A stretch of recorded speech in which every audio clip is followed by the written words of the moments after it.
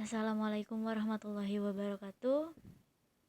Saya Zahwa Salsabila Helwani dan rekan saya Rizky Rahmawati akan mempresentasikan tentang rekonsiliasi bank. Apa itu rekonsiliasi bank? Rekonsiliasi bank adalah daftar transaksi dan jumlahnya yang menyebabkan saldo kas yang dilaporkan pada laporan bank berbeda dengan saldo kas pada pembukuan perusahaan atau terjadinya selisih antara bank dengan perusahaan. Penyebab terjadinya perbedaan antara bank dengan perusahaan. Penyebab yang pertama adalah setoran dalam perjalanan atau biasa yang disebut dengan deposit in transit. Apa itu deposit in transit? Deposit in transit adalah penyetoran dana yang dilakukan ke bank pada akhir bulan, tetapi belum diterima oleh bank sampai bulan berikutnya. Untuk yang kedua, cek yang masih beredar atau yang biasa disebut dengan outstanding check. Outstanding check adalah ketika cek yang dicatat oleh sebuah perusahaan akan tetapi belum dicairkan. Jika proses pencairan belum diselesaikan, maka data tidak akan muncul pada laporan keuangan bank. Yang ketiga adalah biaya bank. Yang keempat, cek kosong. Apa itu cek kosong? Cek kosong adalah cek yang diajukan kepada bank, namun dana nasabah pada bank yang bersangkutan tidak mencukupi untuk membayar cek yang bersangkutan. Maka itulah yang disebut dengan cek kosong. Yang kelima adalah pelunasan dari pelanggan via transfer giro. Yang keenam, jasa giro bank. Jasa giro bank adalah jasa yang diberikan oleh bank kepada nasabah pemilik rekening giro atau giran karena saldo gironya yang mengendap di bank. Dan yang terakhir, salah catat. Itulah tadi teman-teman beberapa penyebab perbedaan antara saldo perusahaan dan saldo bank. Kita lanjut ke pembahasan selanjutnya. Fungsi rekonsiliasi bank. Rekonsiliasi bank memiliki beberapa fungsi. Yang pertama adalah membantu perusahaan mengecek kembali pencatatan akuntansinya. Yang kedua, membantu perusahaan mendeteksi penipuan atau manipulasi uang. Yang ketiga, mengawasi pencatatan kas. Yang keempat, menghindari kelirunya pencatatan kas. Dan yang terakhir, menghindari pengeluaran atau biaya tidak terduga. Untuk rekonsiliasi bank. Rekonsiliasi bank memiliki 4 bentuk yang berbeda. Bentuk yang pertama adalah bentuk vertikal. Bisa kita lihat pada gambar di video ini. Inilah bentuk vertikal. Yang kedua adalah bentuk skontro. Bentuk skontro ini banyak digunakan oleh orang-orang karena terlihat simpel dan bisa dibilang ini adalah bentuk T. Yang ketiga ada bentuk 4 kolom. Dan yang terakhir ada bentuk 8 kolom. Bisa dilihat dari contoh ini, bisa kalian gunakan bentuk vertikal, bentuk skontro, bentuk 4 kolom maupun bentuk 8 kolom. Bisa kalian pilih, bisa teman-teman pilih sesuai dengan kebutuhan teman-teman atau sesuai dengan yang teman-teman inginkan. Oke, yang selanjutnya kita akan masuk ke contoh soal. Berikut ada beberapa informasi yang berhubungan dengan kas PT Putra per tanggal 31 Juli 2018. Di sini ada 9 soal yang akan kami bahas. Kami akan menggunakan rekonsiliasi bank bentuk skontro. Oke teman-teman, bisa teman-teman lihat di sini saya sudah membuat kolom bentuk T dengan PT Putra rekonsiliasi bank per 31 Juli 2018. Di sisi kanan ada bank, di sisi kiri ada perusahaan. Saya juga membuat ditambah untuk di sisi perusahaan dan ditambah untuk sisi bank, dikurang untuk di sisi perusahaan dan dikurang di sisi bank. Masuk ke soal yang pertama. Saldo rekening kas menurut rekening koran bank adalah sebesar Rp18.642.280. Ini kita taruh di bank karena ini termasuk saldo bank. Maka kita akan taruh di bank kita akan tambahkan saldo bank sebesar Rp18.642.280. Oke, kita lanjut ke soal nomor 2. Soal nomor 2 adalah saldo rekening kas menurut catatan perusahaan pada tanggal yang sama adalah sebesar 16.469.140. Nah, untuk ini menurut catatan menurut kas perusahaan, maka kita akan menaruh saldo ini seperti saldo pada bank, tetapi kita taruh di perusahaan sebesar Rp16.469.140. Oke, lanjut ke soal nomor 3. Sebuah setoran sebesar Rp2.612.450 masih belum dicatat oleh bank sampai dengan tanggal 2 Agustus 2018. Ini masuknya kemana? Masuknya ke setoran dalam perjalanan. Karena ini sebuah setoran sebesar Rp2.612.450 masih belum dicatat oleh bank. Berarti ini masuknya ke setoran dalam perjalanan. Masuknya ke kolom bank, ditambah atau dikurang? Ditambah.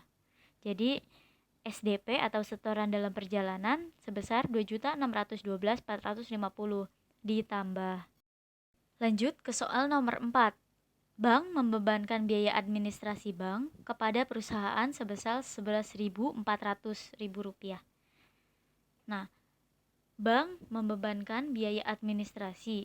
Berarti kan perusahaan yang akan mengeluarkan uang sebesar Rp11.400.000. Maka rekonsiliasinya ada di perusahaan, ada di kas perusahaan, dikurang. Jadi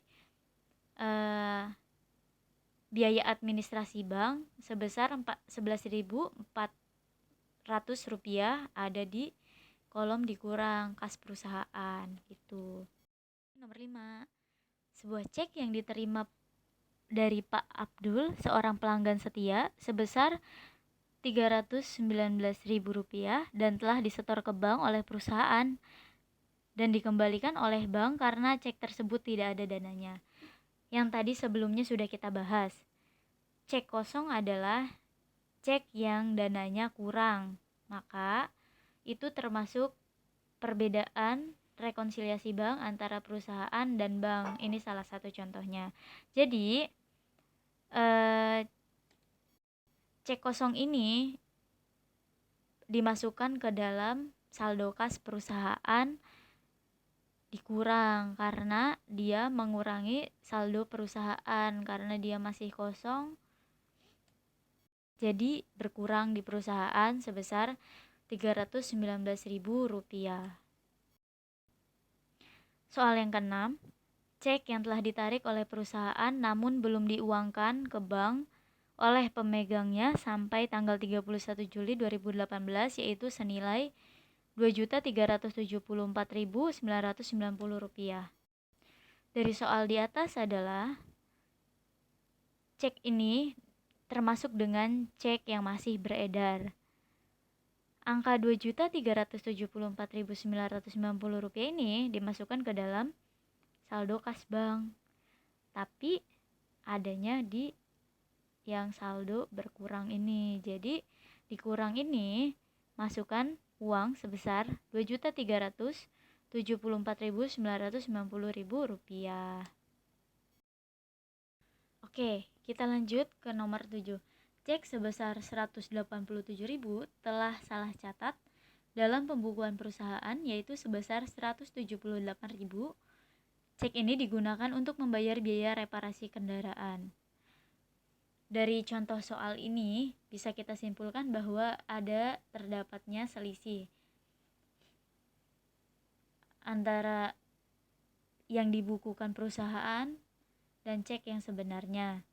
Jadi kita ambil dulu selisihnya, kita cari dulu selisihnya berapa. Rp187.000 dikurang Rp178.000. Hasilnya adalah Rp9.000.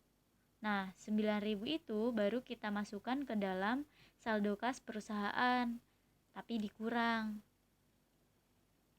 Karena di sini adalah dicatat dalam pembukuan perusahaan, makanya kita mencatatnya di dalam saldo perusahaan dan masuknya dikurang gitu, teman-teman. Jadi salah catat sebesar 9.000. Lanjut ke soal nomor 8. Bank telah menagih piutang wesel milik perusahaan sebesar Rp3.100.000. Itu termasuk bunga wesel sebesar Rp100.000. Transaksi ini baru diketahui akhir bulan Juli oleh perusahaan. Maka yang seharusnya adalah masuk ke dalam saldo perusahaan ditambah piutang wesel sebesar Rp3.000.000 dan bunga wesel sebesar Rp100.000, karena di soal ini sudah bilang bahwa termasuk bunga wesel sebesar Rp100.000, makanya kita catat juga di dalam pembukaan rekonsiliasi bank ini. Nah, contohnya seperti ini, teman-teman. Jadi piutang wesel sebesar 3 juta dan bunga wesel sebesar Rp100.000. Oke, dan kita masuk ke soal yang terakhir. Bank salah membebankan cek PT Putri ke rekening giro PT Putra sebesar 350.000. Berarti ini kesalahan bank kan, karena bank salah membebankan cek PT Putri ke rekening giro PT Putra. Makanya di sini kita catat di saldo kas bank ditambah salah catat sebesar Rp350.000 seperti ini. Itu. Setelah semuanya sudah kita rekonsiliasi, kita akan menjumlahkan dulu dari sisi perusahaan. Oke. Di sini ada piutang wesel dan bunga wesel. Rp3 juta ditambah Rp100.000. Kita total menjadi Rp3.100.000. Yang bawahnya yang dikurang, kita total lagi 11.400 ditambah 319.000 ditambah lagi 9.000, totalnya 339.400. Sekarang kita akan menjumlahkan di sisi bank. Rp2.612.450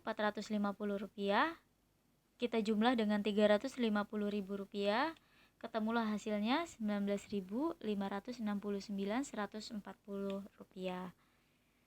Oke, tunggu, kita jumlahkan dulu yang sebelahnya ini, sisi perusahaannya tadi masih belum kelar. 3.100.000 ini ditambah dengan saldo perusahaan sebesar 16.469.140 dengan 3.100.000 itu menjadi Rp19.569.140. Sedangkan tadi kita sudah menemukan angka 339.400. Dari angka 19.569.140 yang udah kita jumlah tadi di atas, itu dikurang dengan 339.400. Menjadi hasil akhirnya adalah Rp19.229.740. Ini hasil akhir untuk sisi perusahaan. Sekarang kita lanjut ke sisi bank.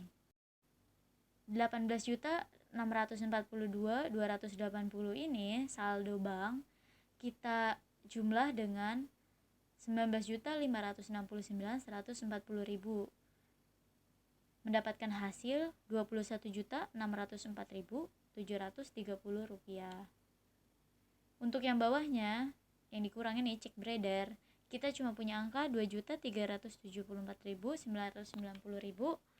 Itu langsung taruh aja di bawah sini. Karena ini dikurang, maka kita akan mengurangi 2 juta ini, 2.374 ini kita kurangi dengan 21.604.730.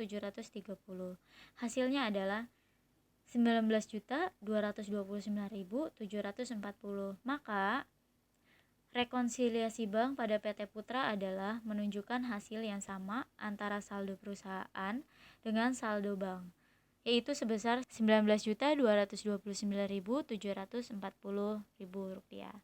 Oke teman-teman, sekian presentasi dari kami. Kurang lebihnya mohon dimaafkan. Semoga kita semua sehat dan selalu dalam lindungan Tuhan Yang Maha Esa. Kami pamit, Zahwa Salsabila Helwani bersama dengan Rizky Rahmawati. Thank you guys, bye.